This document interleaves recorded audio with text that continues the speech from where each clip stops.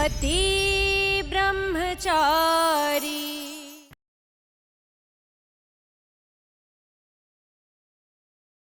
गुलाब सिंह जी, मुझे लगता है कि आपको मुझे राइट हैंड बना लेना चाहिए अपना, क्योंकि आपके काम अब सरजू नहीं आएगा। सही कहा तूने, सरजू अब मेरे किसी काम का नहीं है। तेरे इस मशवरे के बारे में जरूर सोचूंगा बच्चे, क्योंकि सरजू को इस दलदल में ढकेलने की नींव तो तूने ही रखी है।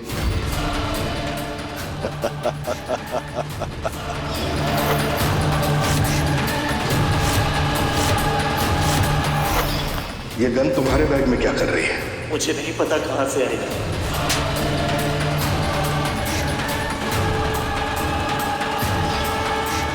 मेरी सरजू से कोई दुश्मनी नहीं थी, लेकिन उसका बाप वुड मास्टर, उसने मेरे अनुराग को एडमिशन देने से इनकार कर दिया। मेरे अनुराग को कहता है एडमिशन काबिलियत की बिना पर होना चाहिए, सिफारिश की नहीं। बड़ा नाज था उसे सरजू पर, बड़ा नाज था। मैंने उसके सरजू को हुंडा बना दिया। मास्टर अरविंद सिंह के गुरूर को चूर चूर कर दिया। उसके शान से उठे सर को शर्मिंदगी से झुका दिया। और तू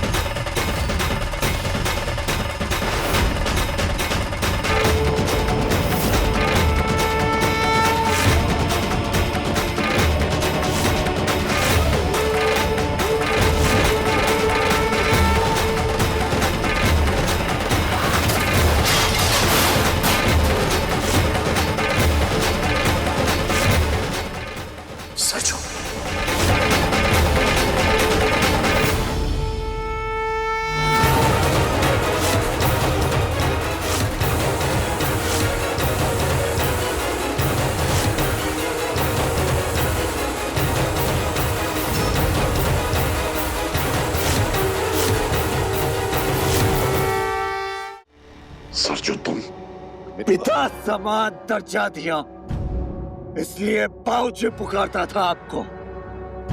और आपने मेरे साथ इतना बड़ा विश्वासघात किया।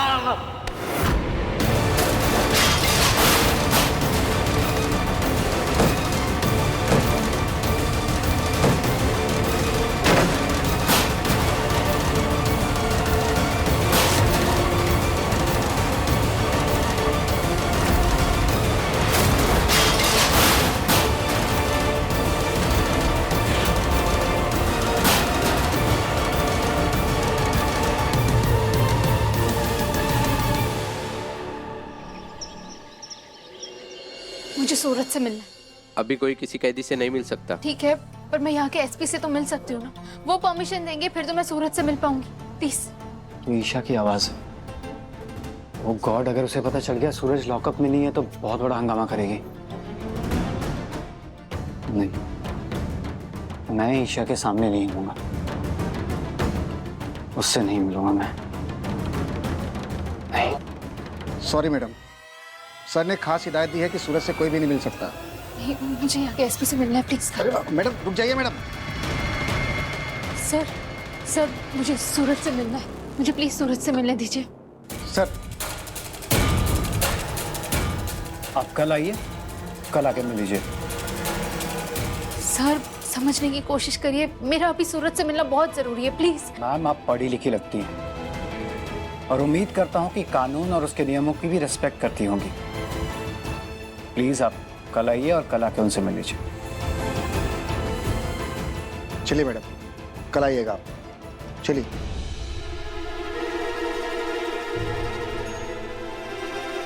ईशा, तुम सूरज को कड़ी से कड़ी सजा दिलवाना चाहते, बट उसका भी पूरा हक है कि वो अपनी बेगुनाही साबित करे, और इसलिए आउट ऑफ द वे जाके मैंने उसे कुछ समय की मोहलत दी है। और अगर वो खुद को बेगुनाह साबित नहीं कर पाया तो मैं खुद उसके खिलाफ तुम्हारे साथ खड़ा मिलूंगा। सरजू, सरजू बेटा मेरी बात सुन।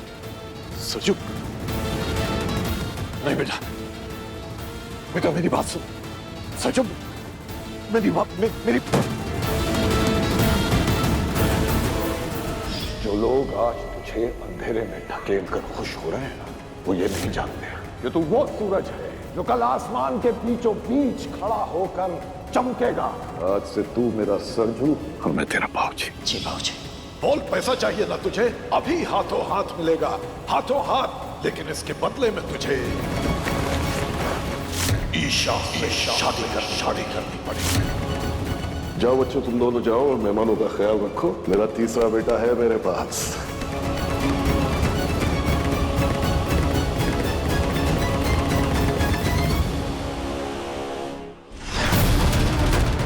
सरजू बेटा, तू क्या?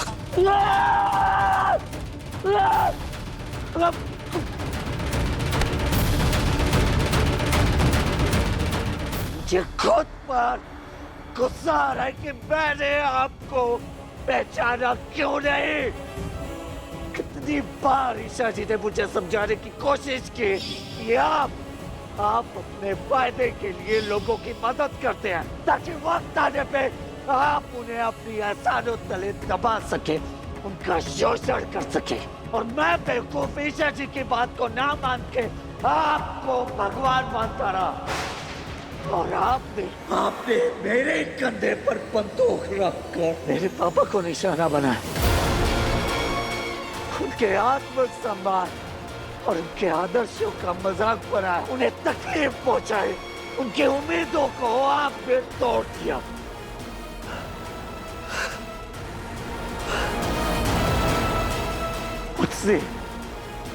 मुझसे मेरे आईएएस बनने का सपना छीना आपने, धोखा दिया आप।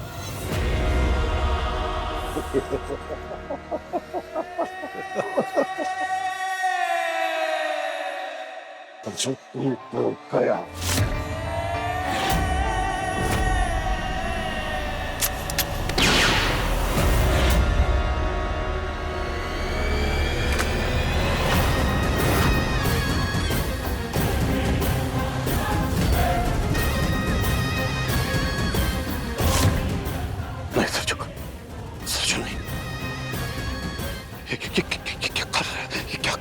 बहुत बड़ी गलती की आपने इस सूरज को सरजू पर आकर। बहुत बड़ा गुनाह किया आपने इस मासूम स्टूडेंट को गुंडा बनाकर। अब आप खुद अपनी आंखों से देखेंगे कि आपका बनाया ये गुंडा सरजू क्या क्या करेगा आपके साथ। सरजू भाई,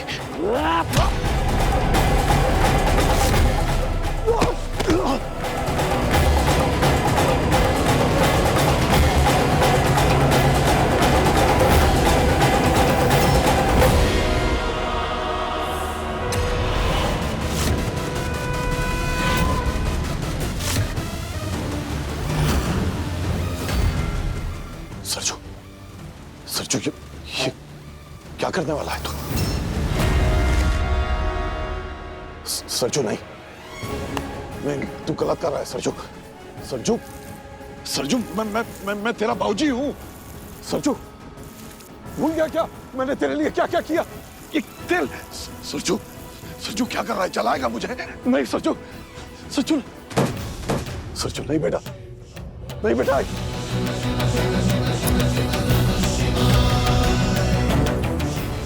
सरजू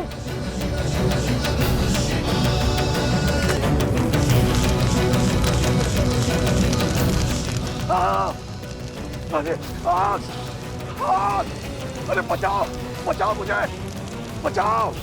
आज अगर धरती पर भगवान भी उतर है तो वो भी तुम्हें नहीं बचा सकती गुलाब सिंह।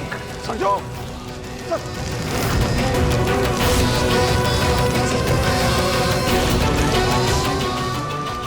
पुलिस आ गई।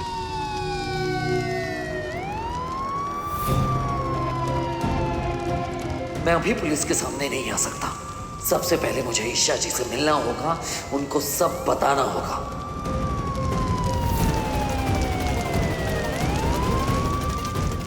बचाओ! इंस्पेक्टर साहब, वो गुंडा सर जो इस तरफ भागा है, उसी ने ये आग लगाई है। मैंने आपको फोन किया था। जाकर पकड़ो इसे, जाओ। तुम आग बुझाने का इंतजाम करो, जाओ जल्दी। अरे जल्दी जल्दी करो भाई, जल्दी करो।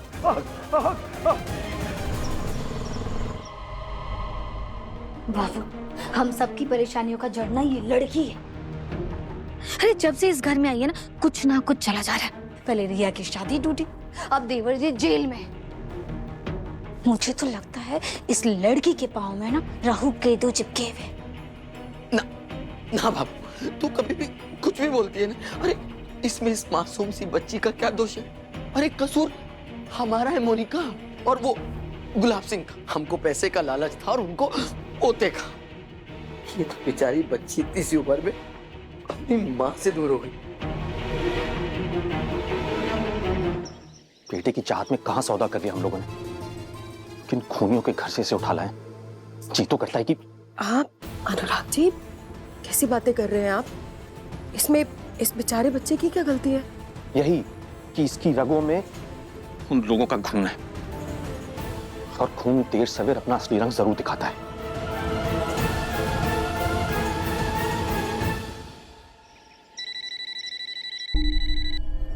हेलो, तुम्हारे लॉकअप से सूरज भागा कैसे? क्या? अच्छा सर, तो मैं अभी सर इंक्वायरी करवाता हूँ। Yes sir.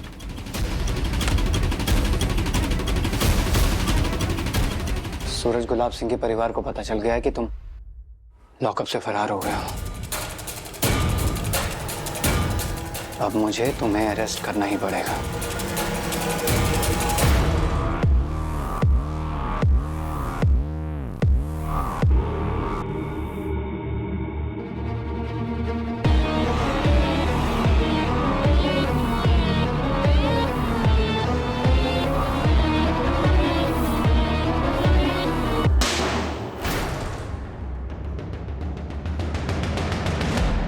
अब वक्त आ गया है अनिल, सूरज को खत्म करके ले ले अपने अपमान का बदला। फिक्र मत कर, मैं हूं तेरे पीछे, कुछ नहीं होने दूंगा तुझे। ले ले बदला, खत्म कर दे सूरज को।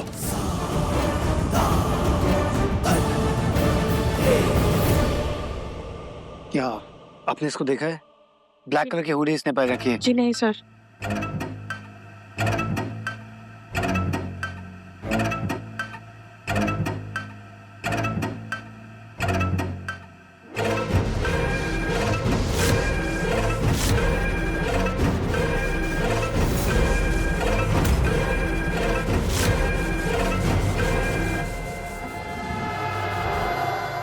रुक जाओ वरना शूट कर दूंगा।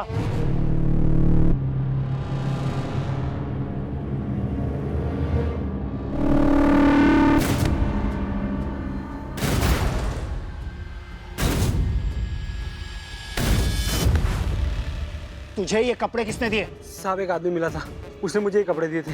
मैंने कुछ नहीं किया साहब। चल जा यहां से। सूरज कहां गया?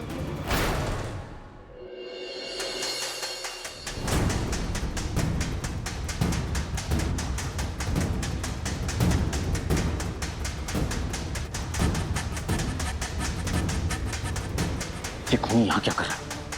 मैं इसकी जान ले लूंगा। इसे कुछ नहीं करेगा तू, इसे हम पुलिस के हवाले करेंगे। ईशा जी कहाँ हैं आप? बाहर आइए, मुझे आपसे बात करनी है।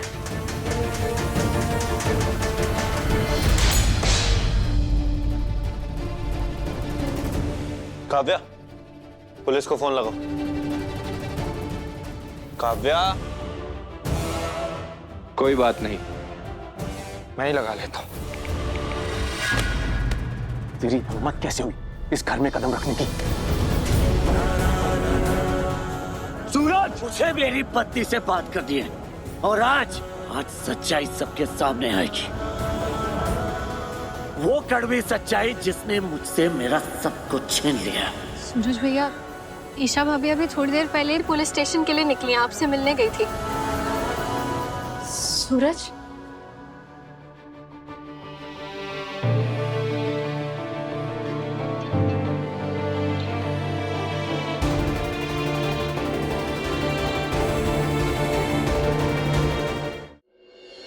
सूरज, मुझे जैसे ही पता चला कि तुम लॉकअप से बाहर आ गए हो, मैं सीधा घर के लिए निकली, क्योंकि मुझे पता था कि तुम सबसे पहले मुझसे मिलने आओगे। मुझे आपको कुछ पता नहीं है ईशा जी।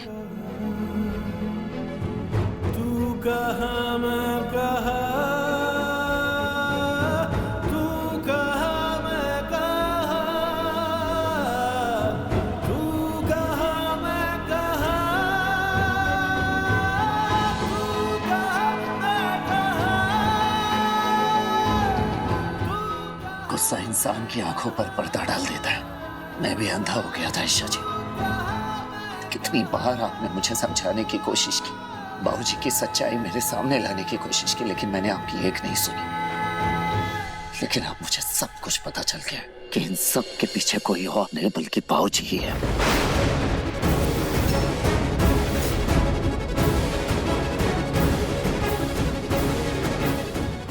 मेरी माँ को गोली मारने के बाद इल्जाम पापा पे लगाना, तेरी तो मैं।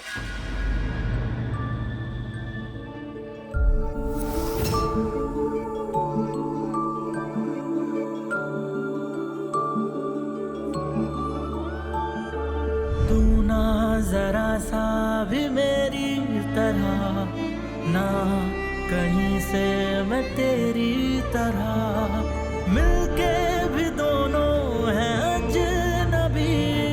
कैसी है ये दास्तां, ये दास्तां।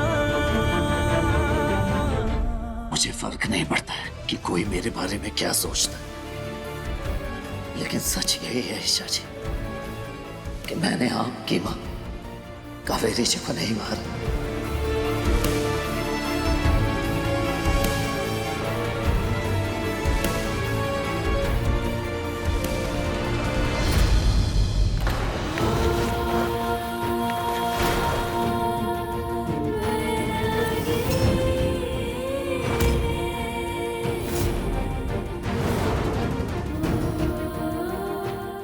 तुम मेरी माँ के मुजरिम हो।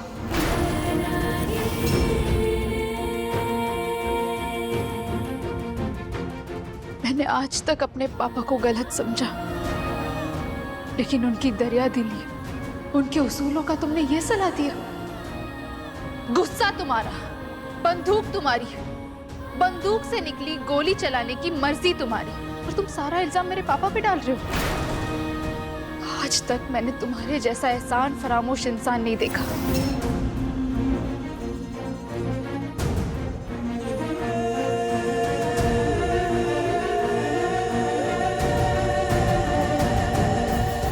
ईशा जी, ये सब क्या बोल रही एक हो? शब्द मत बोलना।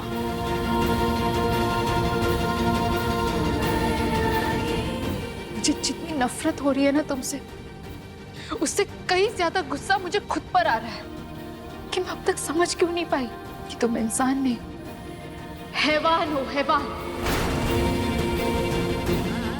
तुम्हारे अंदर दिल नहीं है, पत्थर है जो ना कभी रिश्तों की अहमियत समझ सकता है, ना किसी की फीलिंग। तुम बस एक गुंडे हो।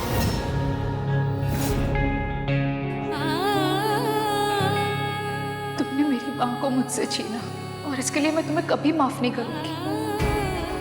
भले ही तुम कोर्ट में बेगुनाह साबित हो जाओ, दुनिया वाले तुम्हें बेकसूर समझे, पर मेरी नजरों में तुम मेरी मां के मुजरिम रहोगे। ईशा जी, एक बार मेरी बात तो सुनिए, गलत समझ आया।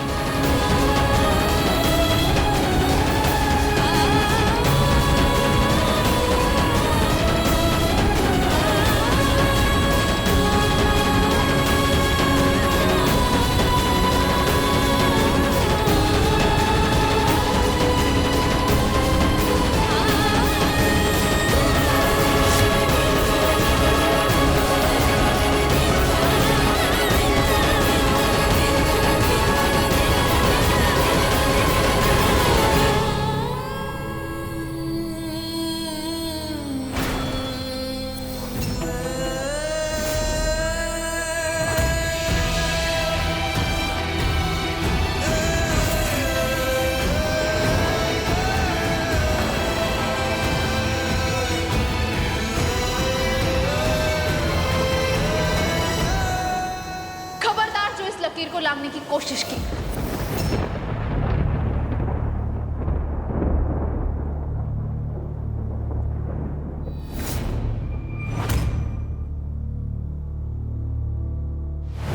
यही सिंदूर आपके मांग में भी भरा है ईशा जी। इज्जत करता हूं मैं इसकी।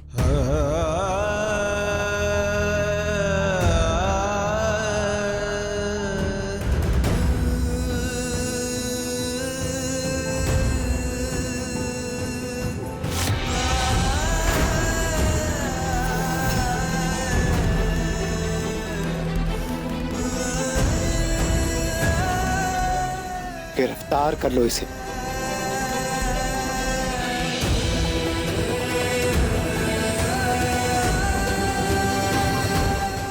आदित्य भैया, आप तो जानते हैं ना कि सूरज भैया बेकसूर है। आदित्य भैया। काव्या! एक असली IAS ऑफिसर वही होता है जो अपने लक्ष्य से ना भटके। तुम्हारे जैसा नहीं, जो गली गली में मार पीट करे। आदित्य, मैंने ही कॉल किया था पुलिस को। ले जाओ इसे।